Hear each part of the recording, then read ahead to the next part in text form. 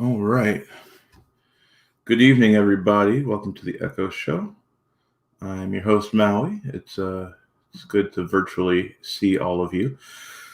Uh, um, Hope everybody's doing well tonight. I'm a little emotional right now, so forgive me if if my energy seems a little off from what it usually is. It's been a day, y'all, but I'm happy to be here with all of you uh, tonight, and we're gonna have a really fun with a very dear friend about a project she's been working on for years now, and it's launching tomorrow, which is very exciting.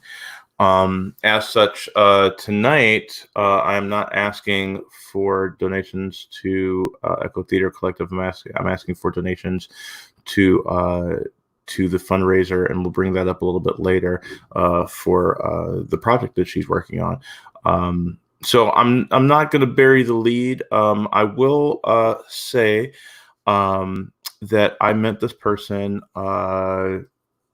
few years ago, probably at Live Cafe, and in the time that I've known her, I've really grown to think of her as a sister. Um, she makes me very happy. Sometimes, like, I'll just get a random text from her that says "I love you." She's so supportive. She's so bold and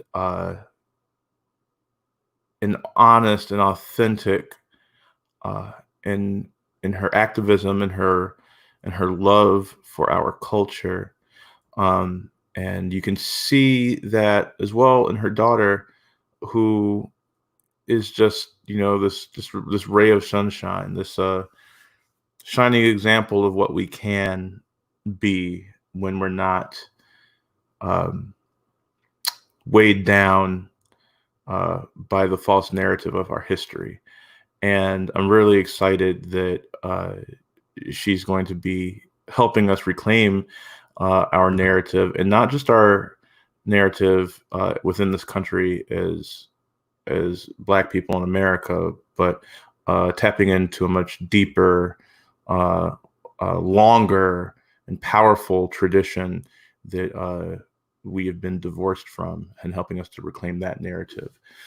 So without further ado, I'd really like to give a warm welcome to the wonderful ShaRhonda Dawson and her daughter, Ryan. Hi, Hello. everyone. Hello. Hey. How are you? Good, good, good. We're excited to be on here and to talk about Black School 2.0 and what we're doing tomorrow. Absolutely. So it's launching tomorrow. Yeah. So I'm going to give you a single while I pull up the fundraiser to post the link in the comments. I'm going to give you a single, and I just want you to tell our audience what Black School 2.0 is. All right. All right. Originally this Black School, the name originated because I had a couple of Girl Scouts, and on different weekends they would have different places they would have to go to, like Hebrew school or Serbian school. And I realized that there should be something very similar for Black kids. Um, and we called it Black School. And with the intention of teaching our narrative ourselves so that it can be passed down through the generation. I think there's something sacred and important in any tradition, that you hear history and you learn the history of you and your people by you and your people, because the struggles are going to be different, which is why I think there are so many specialized schools in terms of different ethnicities and cultures throughout the world, because they realize that they need to be the people explaining their religion to their children. Um, and so we called it Black School, but it's really um, the brainchild of every Pan-Africanist almost since we arrived on the shores. Carter G. Woodson set up Black History Month. He's the father of Black History Month. It started off as Black History Week. Shout out, he's from Chicago. He went to University of Chicago.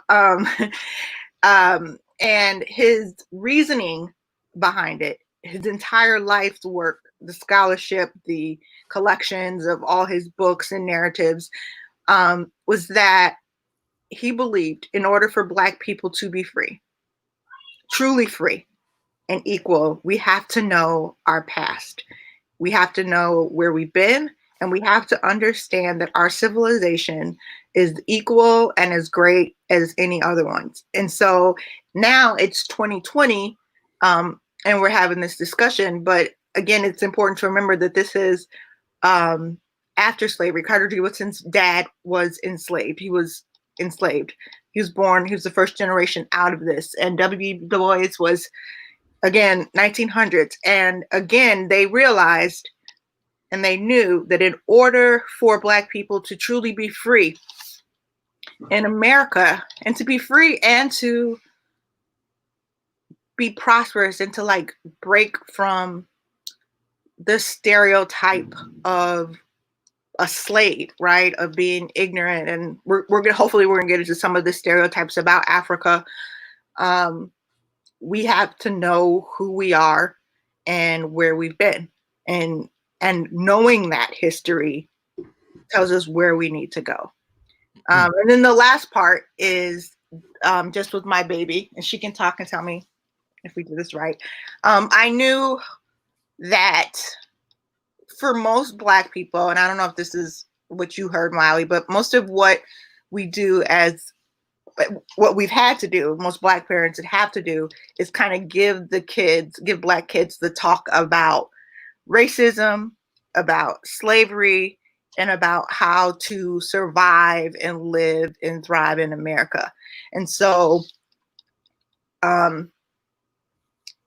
it's deficit based. It's definitely, it's like you have to be twice as smart. You have to, speak professionally. You have to dress a certain way. You have to have the same name. You can't upset people. There's all of these rules that apply to Black Americans that we have to teach our children right, in order for them to thrive. And that's still the truth. But what I wanted to do, because I've been blessed to have been taught by some of the best Pan-Africanists in the world. Shout out to the ancestor Conrad Worrell and Dr. Andy Thompson and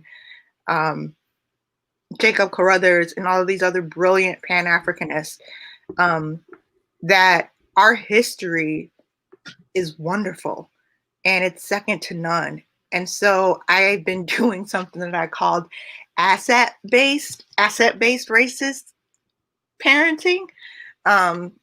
And so really focusing on Ryan having an understanding of a solid understanding of Africa, of history, of where we come, what we've done, and also inversely understanding European history through an Afrocentric lens, right? Mm-hmm. So one of the examples, my poor baby, I'm not gonna. Well, let me pause you real quick. Yeah. Because so for those of you just joining us, we're talking with ShaRhonda Dawson and her daughter Ryan. We're talking about their Black School 2.0, which is launching tomorrow.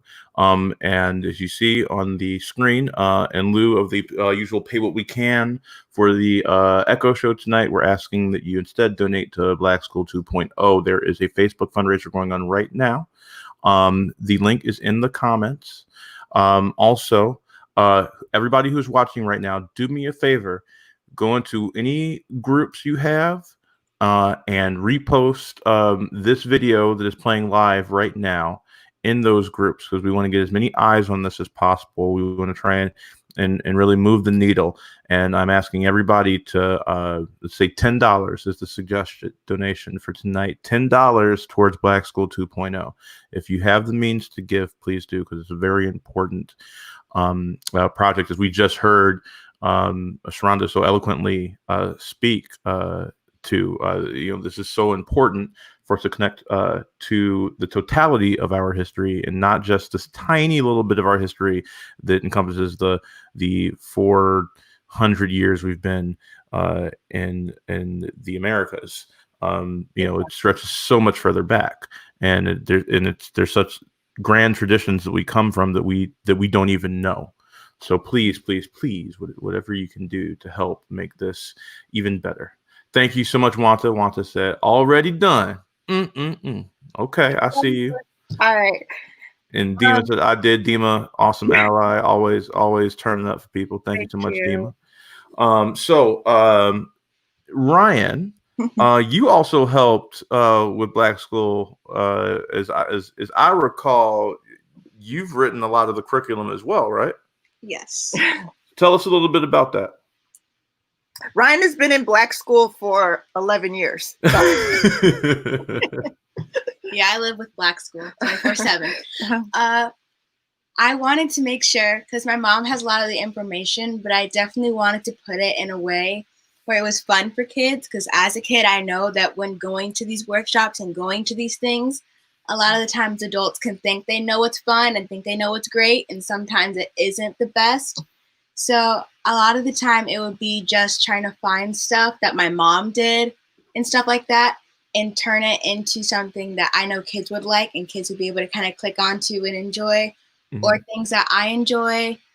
I remember listening to a lot of Anansi the Spider stories. I love Anansi the Spider.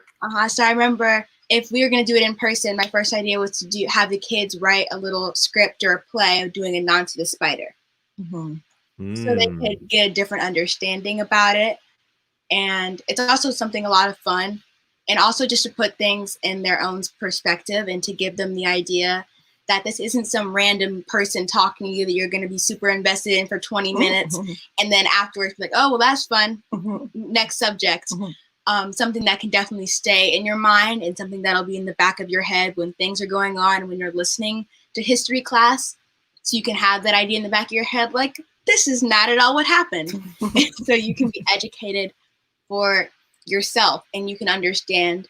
And I thank to my mom because it definitely helped me knowing my history. So I was never like, gosh, my people really didn't do anything, and I feel like I don't have anything to say for Cultural Day.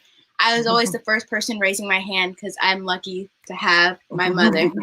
That's what's up. That's what's up. Even though her teaching style is boring and you have to juice it up with your kid style, I feel like she low key just called you boring, right? in her explanation. She's like, I know. And so, well, I want to also reiterate that this is 2.0. Last summer, we did a fundraiser, and with that money, I was able to get enough materials to do teacher trainings. And so I was able to present this information specifically to social studies teachers and history teachers on how to teach Black history through a Pan-African lens, right? And so tomorrow we're starting with students 2.0, and then hopefully 3.0, Ryan, for some of the younger students, younger kids, will be doing Black school songs and stories. Because some of the stuff that we're going to talk about, like the political versus factual sides of Africa and time, and those are tougher concepts for younger people to get. Maya has walked out on me and said, I am not listening to this at all because this is very boring. So, and she won't shy to tell. She'll tell you what's up. Like, nope, not doing it. Exactly. And I have this book, one of the books that I was going to use for younger kids. And we actually just got our order in from the book table. Can you see this? Yeah, bring it the other way. There you go. Okay. What's it called? So it's called If You Were Me and Lived in the Ancient Mali Empire. Ooh, And so I love one of the things is it's very hard to get any information about Africa that isn't centered around Europeans.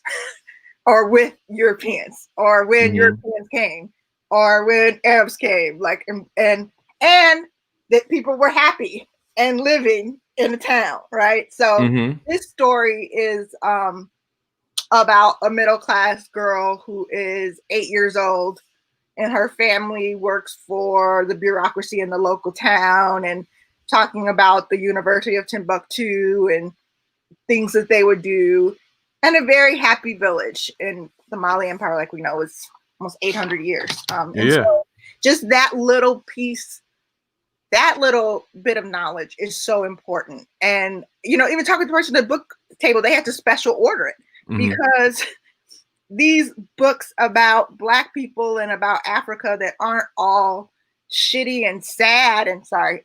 You can curse on this show. It's okay. Yeah, it's like, well, you can curse. Yeah. Ryan, I don't know if you're allowed to curse. No. You probably shouldn't be cussing. All right. It's gonna be bad.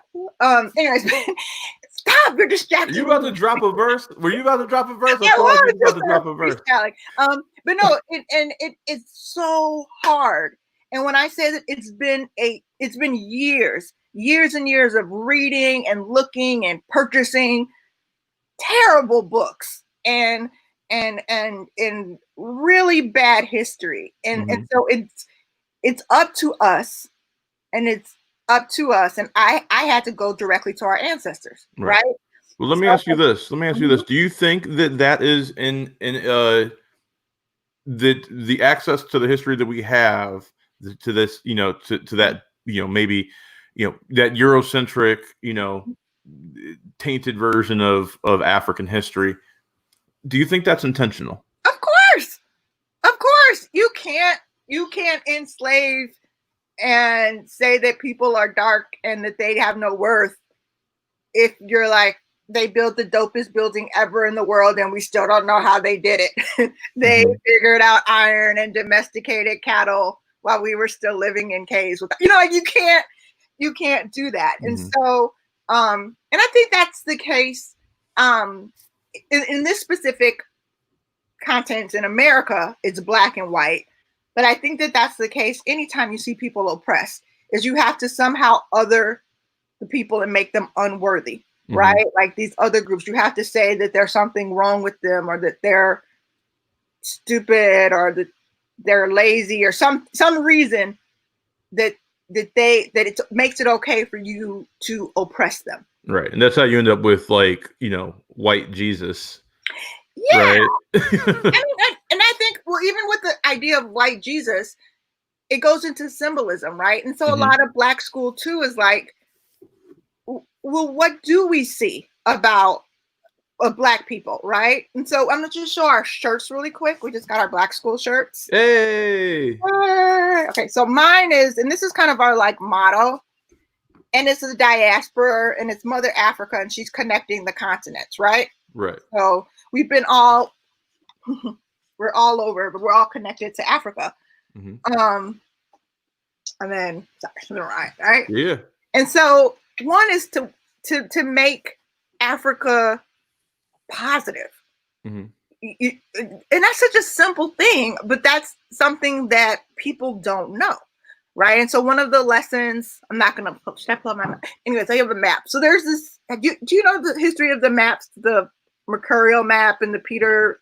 Tell me like I don't know. Tell me like I don't know, because we got plenty of people watching. And real quick, everybody who's watching, you know, please repost this. We want to get our views up. When we talked about, you know, oppression stuff day before yesterday, we had more viewers. It's not all about our pain. It's also about our triumph. So I want people to tune in to hear this. This is important history that's happening here. We're up to 25. I want to see 50 likes by the time we're done, or 50 views at once. Also, love it, because that's going to help with the algorithms, help it be seen. So if you're watching, please click the like or the heart, depending on if you're on Facebook or on YouTube. Please do that. And if you have questions, post them in the chat, because I want you to ask questions to these two amazing people. And I want to just be all me talking. So thank you very much. Remember to donate. Yeah. As you were. Because I'm a chatter. So I'll get to this one. But so when we had globes before, they would show Europe really big on the top, Africa, the United States really big, and these other countries. But what they weren't doing is they weren't to scale, right? So up until 1993, all of our maps we're kind of drawn politically, right, with this idea. And so for all of our childhood and all of our life, we've seen Africa as small and Europe as large, right? And so they had a new map that came out. Do you have access? Where's that map? Our mercurial map. And they went into space, and they actually did the dimensions of each continent, right? And this is one of the things we want to show to the young people, right? Mm-hmm. This is Africa. This is Europe. This is Europe. Mm-hmm. This is Africa, right? and this is the United States, right? And that these sizes matter, and this representation matters. And so that's one thing, is to understand that there are tools like the map, like this Peter's World map, is a political tool. So when teachers use different maps, you're saying different things and different messages. The other thing that we have is, can you see this? The true size of Africa, right? And in Africa, we can fit the United States, China, India, Eastern Europe, Spain, France, Germany, and the UK and the Madagascar, right? So this is how big this area actually is. And when we understand that Africa isn't just this one demographic, this one really small area, it changes things. Hopefully it empowers us. That's my goal, is to empower our young people to see that we've had 12 to 15 kingdoms the size of the United States in Africa, right? We've run countries the size of the United States, the continental United States, and Africa successfully for hundreds of years. Thank you so much for that. Once again, for those of you just joining us, we're talking with ShaRhonda Dawson and her daughter Ryan about their Black School 2.0. We're asking that donations tonight, instead of giving to Echo Theater Collective, please give to this awesome project. The donation link is in the comments. It's also here on the screen if you want to, for some reason, type it all out. I don't know why anybody would want to do that. But there's a clickable link in the comments. Also, if you have questions for them, please feel free to put them in the chat. We love interactivity here. We don't want to silence your voice. We want you to be curious. And I'm going to tell you, as an action step, giving to a cause like this, to not only is it Black owned and Black led, but it is also helping repair the damage done by institutional slavery that divested us from our true histories. So giving to this cause, helping our children reconnect to their true history, and I think that there's that's so important. So please, if you can give. Yeah, and it's almost impossible. And I was getting into this, not argument, but discussion with an activist friend. He's like, we have stuff to do now. We got to talk about police now. We got to do this stuff now. And I felt, you're going to appreciate this Harry Potter reference, very much like Dumbledore, right? And I was like, hey, Harry, you have to go back and find all the Horcrux. Like, you need to go back into the history, figure out we need to figure out who we are, who they are, what the systems are set up on, and destroy all of these systems of oppression, right? So there's 7 Horcrux. Like, I'm like, we have to look at education, we have to look at housing, we have to look at all of these things, and then be prepared for war. But it's not always do now, and sometimes it can be dangerous to do now if you don't know the past, if you don't know what's been done before, if you've never heard of Tulsa, Black Wall Street, then you're going to be like, oh, I know a solution. Let's just set up a black town, and then it will be successful. Oh, well, we tried that, and y'all bombed it. Or right? How about we that? could just go back to Africa and take over a country. Well, we did that in Liberia, and that led to a civil war, right? Or so we've had brilliant Black people trying a lot of things. So there's a wealth of knowledge there that we need to tap into as we go forward. And one thing too that I forgot, I was on another conference call with someone who's doing some excavation work in Egypt. We actually have a Black guy, Anthony Browder, who's from the west side of Chicago. I think he went to OPRF. What side? Yeah, he went to OPRF and went to Howard. And now he is leading the first ever African-American excavation of a pyramid in Egypt, right? And connecting it to Nubian history. He's like, we have to go there and do that ourselves, which I never really thought. I'm like, I guess it does matter who pays for the excavation, what gets shown, right? And so he had that. But one of the things he said that we lost as a people is our connection to our ancestors and the information that they have. And he's like, we need to call their names, but we also need to ask them to help us and to intercede for us and to give us knowledge, and we think we're by ourselves. And it's like, no, like I'm going to be asking Carter G. Woodson, talk to me. He was actually pretty boring too. So I should probably think of a more dynamic figure, but you know what I'm saying? Like, and I know when I'm writing stuff, particularly like race stuff, I'm all about Ida. I'm like, I need you, Ida B. Wells, be with me. How did you do this? Offer some tips, and they'll be there for us. And so that's part of our Black school too, is reclaiming our culture, our traditions, and the way that we learn and we live. It's not separate. We're not separate from our ancestors. We're not separate from Earth. We're not separate from God. We're not separate from each other, right? We're all connected, and we have to get back to our African traditions that sustained us and produced 3,000 years of excellence. Yeah. We have to get back to that. I'm going to play a clip real quick. But real quick, while I'm getting this clip set up here, I want everybody to take a moment, share this on your page, share this in your liberal groups where they talk about all the liberal things, and tell them to stop posting for a minute and just listen to some Black excellence for a little bit.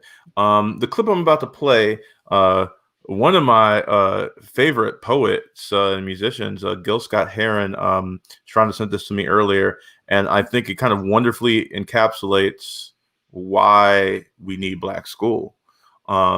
It's pretty fantastic. So I'm gonna get this pulled up right here. I finally figured out how to share audio the day before yesterday, so I'm like super excited that I can do this. What's up? So watch out, Hufflepuff. Okay, first of all, not a Hufflepuff. Second of all, breaking news, y'all. Ryan told me that ShaRhonda took a test and ended up being a Slytherin. So trying to call somebody a Hufflepuff, dipping and dapping in the Kool-Aid, don't even know the flavor. Just saying. All right. Here we go. Here's the clip. History. I was wondering about our yesterdays and digging through the rubble. And to say the least, somebody went to a hell of a lot of trouble to make sure that when we looked things up, we wouldn't fare too well. And we would come up with totally unreliable pictures of ourselves. But I've compiled what few facts I could, such as they are, to see if we could find out a little bit of something. And this is what I got so far. First, white folks discovered Africa. They claimed it fair and square. Cecil Rhodes couldn't have been robbing nobody because, hell, there wasn't nobody there. And white folks brought all the civilization because there wasn't none around. How could the folks be civilized when wasn't nobody writing nothing down? And just to prove all of their suspicions, well, didn't take too long. They found out that there were whole tribes of people in plain sight running around with no clothes on. That's right. The men, the women, the young, and the old righteous folks covered their eyes, and no time was spent considering the environment. Hell no, this just wasn't civilized. And another piece of information they had, or at least this is what we were taught, is that unlike the civilized people of Europe, these tribal units actually fought. And yes, there was some crude implements, and yes, there was primitive art, and yes, they were masters of hunting and fishing, and courtesy came from the heart. And yes, there was love and medicine, religion, intertribal communication by drum, but no paper, no pencils, and no other utensils. And hell, these folks never even heard of a gun. And this is why the colonies came, to stabilize the land, because the dark continent had copper and gold, and the discoverers had themselves a plan. They would discover all the places with promise. You didn't need no titles and deeds. Then they would appoint people to make everything legal, to sanction the trickery and greed. And back in the jungle, when the natives got restless, they would call it guerrilla attack. And they would never describe that the folks finally got wise and decided that they would fight back. And still, we are victims of word games. Semantics is always a bitch. Places once referred to as underdeveloped are now called mineral rich. And the game goes on eternally. Unity kept just beyond reach. Egypt and Libya used to be in Africa. They've now been moved to the Middle East. There are examples galore, I assure you. But if interpreting were left up to me, I'd be sure every time folks knew this version wasn't mine, which is why it is called his story. All right. Let me get rid of this cancel. And back here. And stop. And let's go back to us. Okay, so. Whoo. I love that, brother. I do too. It doesn't get any more perfect than that poem. It just doesn't. What made me sad, though, as soon as I started that video, about, I don't know, 8, 9 people dropped off. You know, it's funny, like, whereas when I was talking on Wednesday about stuff to be outraged about, right? Like, people, like, we in the 40s viewership the entire time. And whenever I talk about, like, excellence, it's less vested in by community members. And that's really frustrating to me, you know, because you know, we're not just victims, right? We're survivors. We're thrivers. And they're not just heroes and saviors. They're also oppressors. There's this whole there's a lot of truth that needs to happen. And sometimes I think even subconsciously people back away from. It's easier of a conversation to say, I'm a good person. Let me help you. Versus you're a great person that I took things and my people took things from and did horrible things too. And so that's why, I mean, and I think again with Black school, which is why I'm very specific about who I want, is I want to talk to Black kids, because it's exhausting trying to get white people and other people to value us, to hear us, to know our stories.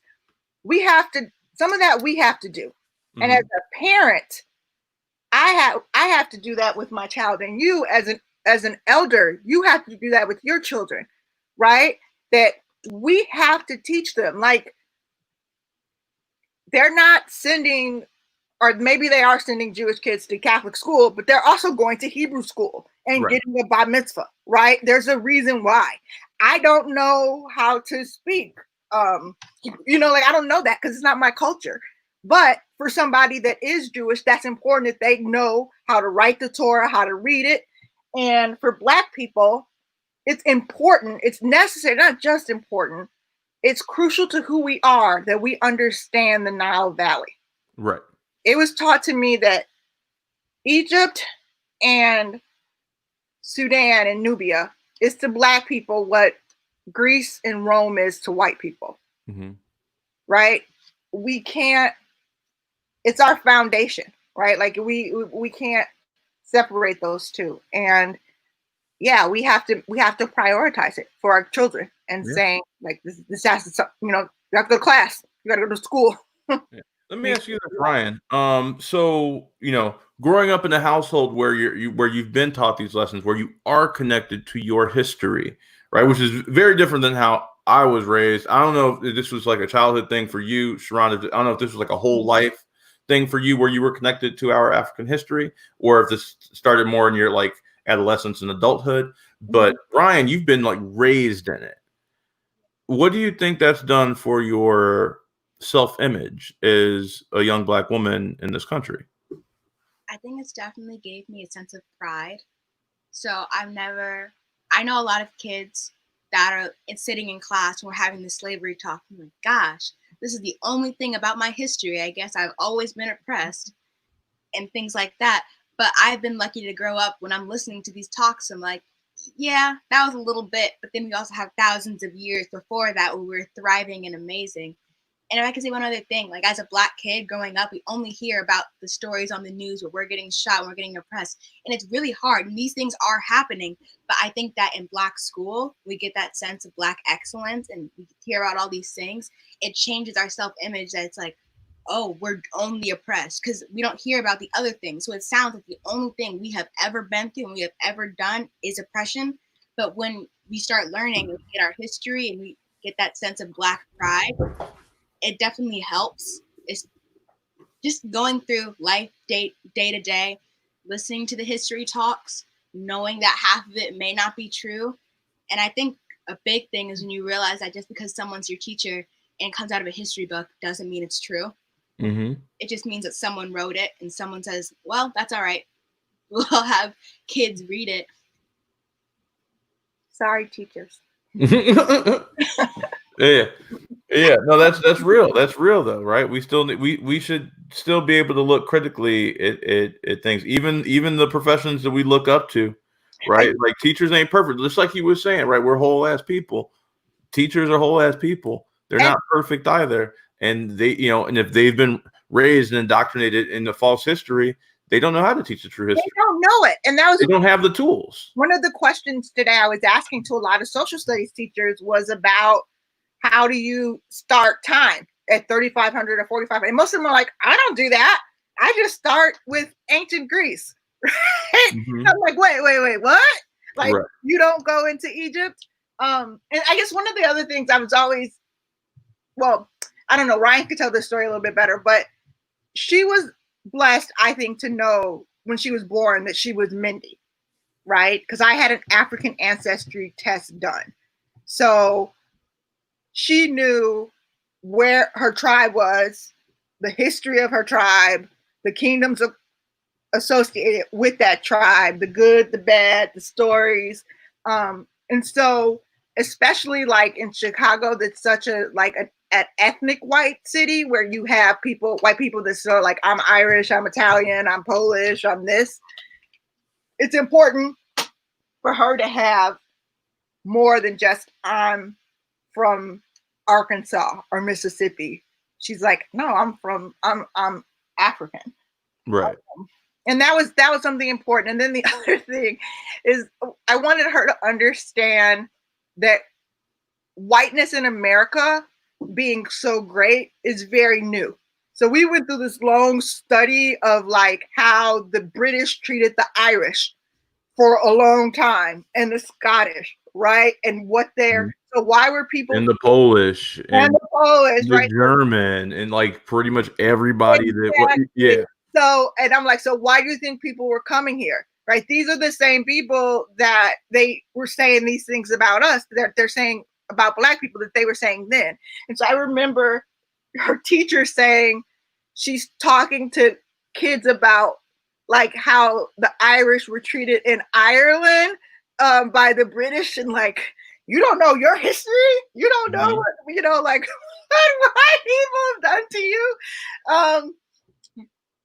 We talked about like, that, but it is, some of it's like Black people don't know, but then also white people just have this assumption that like, we've always been great. Well, there was not always the concept of whiteness, right? There were like that. There like that's like you said, a relatively new thing, and like I feel like once we got out of the institution of slavery, of chattel slavery, I feel like the small sphere that contained like white people widened, right? Like oh, we need more numbers, so Irish people, come be white with us, we'll give you St. Patrick's Day. Italian people, come be white with us, we'll give you spaghetti. But everything else, you got to merge into our, new American identity, our white American identity. And now you have someone else you can pick on. You can always pick on the black people. Now you have people that you're better than. And like, I feel like we crave that as human beings. We crave someone to look down on, to somehow define our self-worth. I think that in some ways that's specific to the white American experience, because most of the white people who came to America came because there was no opportunities in Europe, right? That they were impoverished. You were designed by where you were born, how far you were going to advance. Like, I still don't really get the British shit, like the Dutchess, but they're really into that. Like, that's a big part of their identity, is that there are certain people that are worthy by blood, right? And by rank and circumstance. And so to come to a country where they now are that worthy by blood, and by skin tone, I think that's it. Yes. And I think they have the tools to do it on a larger scale. I would say, though, that like, even as we as a whole black people were being oppressed, like within our group, right? Like, black men were still pushing oppression onto black women, right? So like, I think what it really boils down to is that hurt people hurt people. I think, well, now you might not have the institutional tools to completely shut down an entire people, and I think that that's a big difference. But I do think that I do think we all, in a way, do that to each other. Yeah. I also think that when you've been raised in this colonizing white supremacist culture that we have to like live in and adapt to, that a lot of those things are passed on. I got family members, they're extremely bigoted, and have forgotten who they are, and it breaks my heart. And I think yes, and yes, and I love that improv rules. You know about that, Ryan. I also think part of being black is we put so much pressure on ourselves to be perfect at everything, right? So there's like the black on black crime, there's black men and black women, then there's all this violence against black trans people that are just getting murdered at these high rates. And it's like, we all have to stick together and get it right. And I kind of want to be like, there's never been a time where white people have all been together and been like, we're going to stick together. Like, look at European history. They've been fighting each other right since the beginning, right? And so I'm not saying that it's the same, but I think that there should be space, 10 to 15% of space for, like, we're not all going to get along, right? There's some issues there, and our freedom isn't tied to whether or not all of us get everything perfect, to whether or not we fix sexism and we fix homophobia and we fix all of that, and then we can be worthy of equality in America. Right. Like, no, that doesn't have anything to do with redlining. Well, and that's the thing, right? Because in those issues that we do have, like, the root cause is still white supremacy. Yeah, and I'm not going to nerd out. We have 15 minutes. I do a course called Racial CrossFit where we talk about anti-racism and the structures of racism. Oh yeah, let's talk a little bit. Let's get into that. So Ibram Kendi, who is this brilliant guy who wrote Stand from the Beginning, and did How to Be an Anti-Racist, and now has his own center somewhere. He has a definition of racism that's very specific. And one is, he's like, the racism is the belief that there is a difference between groups of people. He said, there's nothing wrong with black people, except black people think there's something wrong with black people. And there's nothing great about white people, except white people think there's something great about white people. Right? That's crazy. So anytime we look at an issue and there's a difference, like in education, and you see the black kids and white kids are on different levels. If we truly know that there is no difference in potential between black kids and white kids, then the answer there is it's racism. And that's the policy. And that's what we need to attack. Absolutely. And, yeah. And so sometimes people say, no, it's because black people don't read enough to their kids. And I'm like, I watch the Kardashians. They're not reading, you know, like, so it's not that, right? And so it's like, we have to think of racism as policies, right? Not just feelings. It's like, if there's a difference in policies, and if one group is achieving at a much higher rate than another group, then it's because of racism. And again, I use the Irish and the British one a lot just because I'm most familiar with that. But in Ireland, particularly Irish Catholics, they were poor. They didn't have land. The British came and took of this, and they called them lazy and all these terrible things. And which is why, you know, and even when they came to America, they were still treated pretty shitty for a while. But as the resources increased, as the opportunities increased, as Irish people were allowed to move into neighborhoods and develop schools and have economic support, a lot of which were paid for by tax dollars. It's another thing we're not going to talk about. But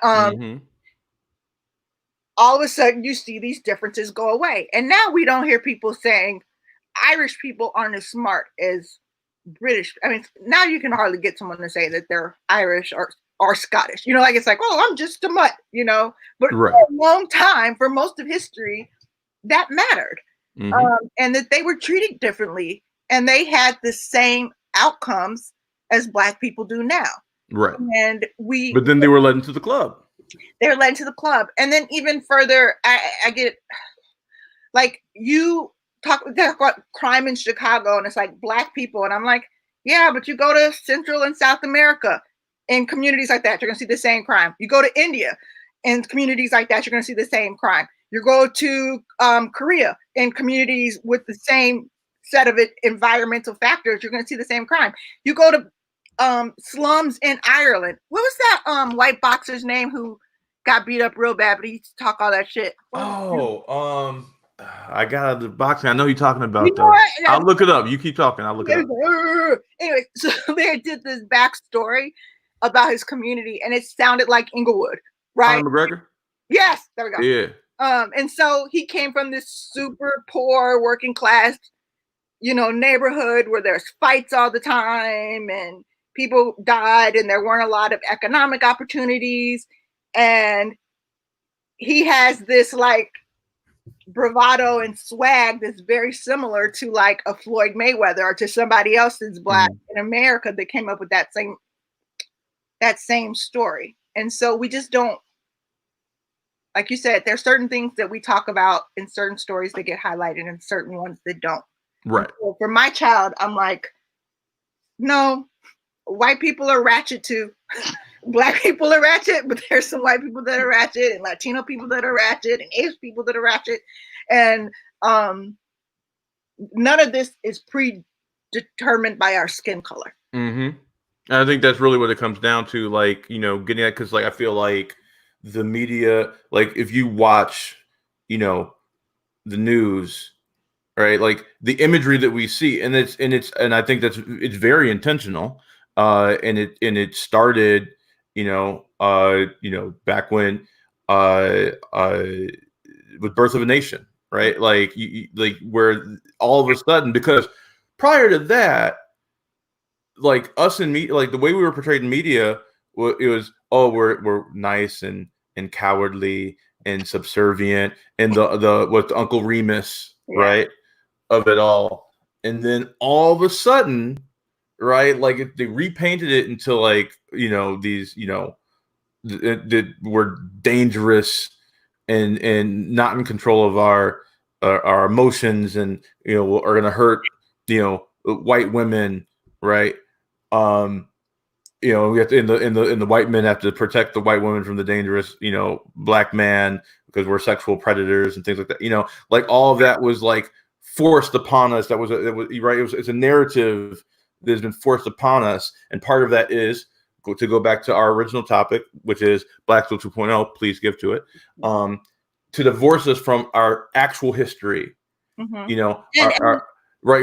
Wanta said something in the comments here, right? We are worthy by birth, right? Like that's like, you know, we have a birthright that they've tried desperately to cut us off from. And even without knowing the bulk of our history, within the short amount of time we've been here relative to the amount of time that Black people have thrived throughout African history, we still excel, right? Like even being divorced from our history, like it's still in our very DNA to be excellent. And that's what, and they knew that, right? And so when you look at ancient Greek and ancient Rome, when they talk about Black people, they understood how brilliant we were. And it's in writings, how brilliant we were, right? You look at Pythagoras' theorem, which is this Greek man, right, that was born 70 BC, but the pyramid that is built off of Pythagoras' theorem was made in 2800 BC. So why is it named after him? Like we're doing math, we're doing astronomy, like we're doing this stuff. We've done it already. Go ahead. If I could say one really quick. Yeah, you can say all the things, Ryan. The one thing that I definitely understood in history class was he had done an experiment. He asked who was more likely to attack and the kind of attitude they would have towards people. If they were thriving and they're doing great and we're kind of just chilling in Africa, we had no need to go and attack the Europeans because we were fine. We were just kind of chilling. But then on the other hand, other people, I'm sure they were probably doing something over there, but they are I don't even know how to explain it. They had more of an aggressive attitude because they were still resource wise, right, because of the climate that they're living in. So they had more of an aggressive attitude because they were, we need to go get, we need to grab this stuff. And so all of a sudden they pull up and Africa's here and they're like, wait, what? So, and the one thing was that it wasn't as much, a lot of the oppression, it doesn't come from, as like you guys have been saying, it's no reason why it's like, oh, we're mistreating because they're Black. They had to get some sort of excuse so it didn't sound like we're taking them because we're jealous. Because then we have their stuff. Like we have this stuff, like we have this gold, we have this salt, we have this iron, we have the Nile, and they're just like, wait, what? So they're like, okay, we're just gonna grab all this and go. But then, well, why are you taking it? I don't know, maybe it's because they're Black.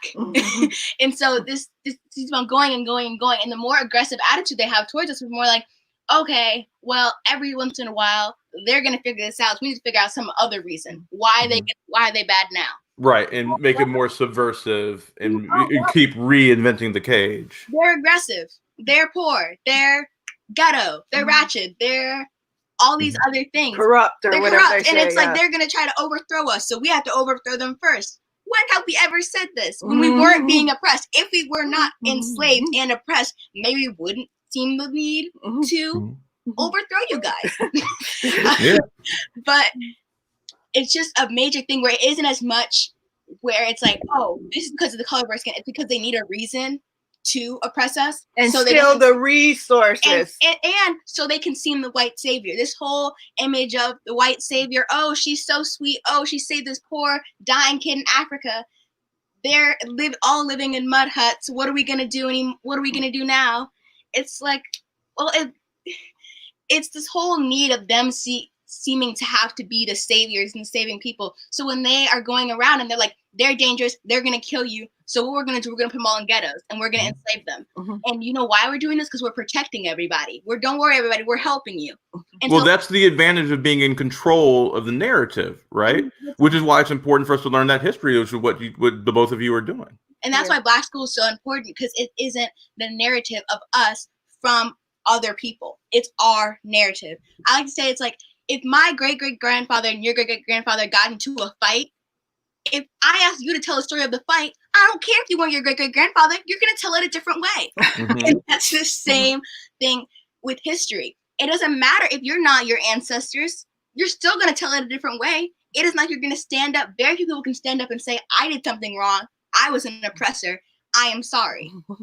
Well, it's funny because, like, because as ShaRhonda was saying earlier, right, that there's violence and crime in other countries as well. And the through line is, and it goes right back to what you were just saying, who has the resources and who doesn't, right? If there's not enough to go around and people are trying to live, then people are going to do what they got to do, right? And like it's not because someone's predisposed to violence. It's because they're hungry, because there's not enough resources. And then I sometimes wonder if if you trace it back and you see how people evolve in a resource poor society, right? Where's the innovation happening? It happens in aggressive tactics, because you need to take what you believe is yours, right? Mm-hmm. And then as you do that and you advance technologically in a different way, right? Because like we advanced in a certain way because we were in a resource rich environment. Now you have these people in this resource poor environment, and they're advancing in the art of war, in the art of taking, in the art of colonizing, right? Because right. And then and then they're okay, but now they need you need to justify this so you can sleep at night, because it is obviously morally reprehensible to do these things to other people. So now you have to create the narrative of the savage, or that there are other people, or that I'm not doing it, right? I'm not benefiting from it. Which is what I want to get to. What Wanta said here, right? They had to reduce us to savages in order to justify enslaving us. Like that's a very powerful statement right there, right? Like no one sees themselves as the villain. No one sees themselves as the villain. So if you're doing terrible stuff, terrible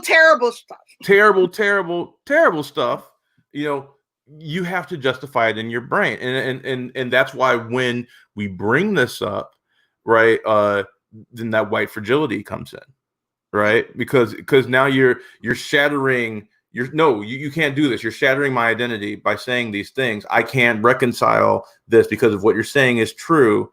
And I've been unknowingly upholding this white supremacist culture that has hurt and killed and enslaved a race of people.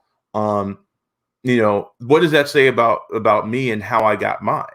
And I was gonna say, and this is a little bit off topic, but Toni Morrison, who we love, and it's just, I think is probably the most brilliant person in the world. She has a book called Literary Whiteness, and it just came out, and basically what she said is what you were talking about, is that what white people can acknowledge is what racism does to Black people.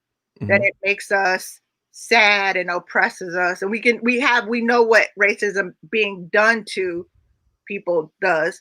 What we don't know is what it does to white people. Mm-hmm. And no one talks about that in stories and plays, and she has a whole thing on Hemingway, but it's a big thing. It's like, how does that change you? In what ways are you? Well, we know for sure you're less educated because you don't know much about people. In what ways does racism harm white people too? And how could they be better? I can't really say much about it, but I'm writing something about that right now. Can't wait. So keep an eye out in the coming year. I have a question from Wanta. Also, Ryan, just so you know, like when you just snapped off, like here we go. Catherine said Ryan for president. Terry said preach Ryan. Wanta said you better say it. And then Dima said that's my Wanta impersonation. You better say it. That's my Wanta. And then Dima said Ryan 2020. You are inspiring people today. Thank you so much for all your words because they're powerful, and I just really want to make sure that we lift you up and celebrate that you are not afraid to use your voice. So thank you for that. Wanta, her question is, what point in Black history does Black school begin? She said skull, but then she quickly said school. No, this has been the vein of oh my gosh. Okay. I am starting Black history at 4000 BCE, before Common Era, right? Or before Christ, how they say it. Mm-hmm. And that's because that was when they had the first documented unified Egypt of Upper and Lower Egypt. I'm gonna screw up. How do you Menace. say? Thank you. Say it again, please. Say it, Ryan. Menace. Menace. I was gonna say Menace. I was like, that's not right. Was the he unified Egypt. And this is about the time we had the pyramids. And so that's where we start with like what civilization is, with hierarchy, with people that are doing things other than just hunter-gatherers. Mm-hmm. What we're going to do at Black School that I'm super excited about is, can you get that for me? Is we're going to flip the time, right? So we have BCE and AD or Common Era, and we're going to switch it, and we're going to have BST, Black School Time. Y'all practiced that before the show? That was great. We're such nerds. She's not gonna have any friends. Yes, she is. First of all, I'm her friend. You're the friends. Okay, anyways. So, like, if we look at, you can't really see this, right? Basically, if you say year 0 is 4000 BC, mm-hmm. then we would be in year 7021. Okay. Right? Okay. 7021. And again, other cultures do this. There's a Assyrian calendar. There's a Jewish calendar. There's a Chinese calendar. So they'll say happy year 57 or whatever. Right? And so we want to have the BST time so we can say, okay, so from year 6700 to 7000, just 300 years, we've been in America. Right. But for 4,000 years, from 0 to 4,000, this is what we were doing. And time, again, is so important, which is why they started at 0, because that's at the height of Rome, right? So we're going forward. So everything before Rome is backwards, right? Mm-hmm. We're at 0. And now, for the last 2,000 years, it's been all Europe, all shine. And so we're gonna. And just for the audience, again, a question for both of you: what's BST stand for again? Black School Time.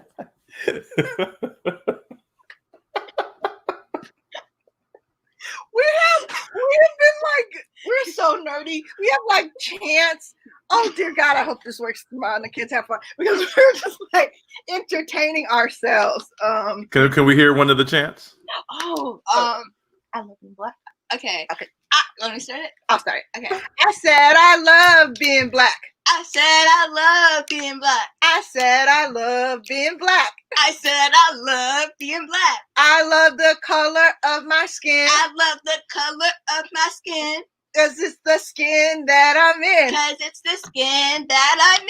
I said I love being Black. I said I love being Black. I said I love being Black. I said I love being Black. I love the texture of my hair. I love the texture of my hair. And I rock it anywhere. And I rock it anywhere. Okay. All right. Got a couple of Beyoncés up in here. Well, actually, what's cool is that we got this soundtrack from the youth organizers for Black Lives Matter, and they had chants that they use at different concerts, and they have a CD. And I should probably put a link in so people can buy the Black Joy Experience, and the profits go to Black Lives Matter. If you can send me whatever links you want us to post up, and we'll try and get those up over the weekend. And we can absolutely get the word out with that, with the Black School link, and then some other links for resources for people. That would be great. Go ahead. For all the people who are doing Black School, we were required to watch 2 videos, and they were long, but they were great, and I learned a lot. The first video, John Henry Clark, and the big thing that definitely came to me with that video was knowledge was power. And it was weird to look at, not weird, but he had said, like the March on Washington, he had said it was a waste of souls for our shoes. What did it do? And I was like, whoa. He said it was a great speech, but it was a march for the ego. And I was like, oh, okay. But the big thing was, if everyone had seen that video, then we would have known, we would have been knew that, okay, well, that didn't work. So what can we do now? And we would have had more ideas because we were very creative as a people. But I was just thinking that if everyone took this class, if everyone was watching these videos, then we would have already had an idea. We may have already solved the solution. And the second one was all about Africa and civilization there. And the big thing that stood out to me was when they said Mesopotamia started, Egypt was in its like 24th dynasty. So I was like, okay, hop off Egypt.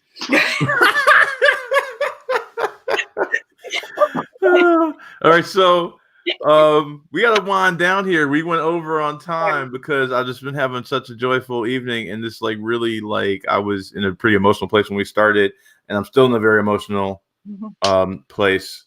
But now I'm, instead of being filled with sadness, I'm filled with joy, and it is very much thanks to the two of you. So I really want to thank you for coming on and speaking your truth and just being such a light in our community. The work that you're doing with Black School 2.0 cannot be understated. Just going to real quick just go through a couple of these comments here because I really want to make sure that we're lifting y'all up. Orson, my good friend Orson, y'all know Orson, right? Orson Morrison, awesome gentleman, said this made his night. Wanta singing said I love being Black. There we go. We got this is beautiful from I don't want to butcher your name, Jantia. I hope I'm saying that correctly. Sarah said I love your mother-daughter rapport. Terry said dope. Catherine said that this that gives her Black Flag song vibes. Send you the words one day. It was a fond 4th grade memory. I'm assuming she's talking about the Black Flag and not Black Flag, the punk group. Dima wants to remind everybody, please share ShaRhonda's fundraiser. She it looks like she just reposted the link for the video. But let me put it one more time in here for the people in the back. Here is the donation link. Bree Maldonado said, you are an amazing team. I've been so excited about your school ever since you first started talking about doing it. So amazing. Thank you for sharing. Just the love is just flowing in right now. Thank you. And we have so much love for you guys. And like the whole goal of like, I do racial CrossFit and I do all this other stuff to do trainings for white people, but it's really so that I can have money and we can do stuff for Black kids for free, right? So we can get t-shirts, so we can get books, so we can do these things and provide these opportunities and this knowledge to Black people, Black children, especially for free. Because it is an emotional toll. It's hard. It's hard as hell. And without a bunch of kids in your class that are white staring at you and wondering if you're going to cry and asking you after class. Yeah. Oh, they're talking about slavery. Let's look at the Black girl. Yeah. The Black girl. It's like, is that a tear? Exactly. Like, or is she sweating? I can't tell. Oh, like, I'm not a person. And you're just sitting there like, Okay, so we have one more song we're going to end with. Oh, we got another song, y'all. Another song. Okay, well before you do the song, because I'm gonna sign off as soon as y'all finish the song. So before you do the song, I'm gonna end my sign off, and I'm gonna cede my space to you for the final of your song. But on every broadcast, I always like to remind people that in all things that you do, please echo love. Thank you very much. Remember to donate to Black School. And to close us out tonight, we got the ShaRhonda Ryan Bayhive. Here we go. Right. What side are you on, my people? What side are you on? We on the freedom side. What side are you on, my people? What side are you on? We're on the freedom side. Ella Baker was a freedom fighter, and she taught us how to fight. Say what? So we gon' fight all day and night until we get it right. What side are you on, my people? What side are you on? We're on the freedom side. What side are you on, my people? What side are you on? Joshua Johnson was a freedom fighter, and she taught us how to fight. Say what? So we gon' fight all day and night until we get it right. Word. Word. Oh my God.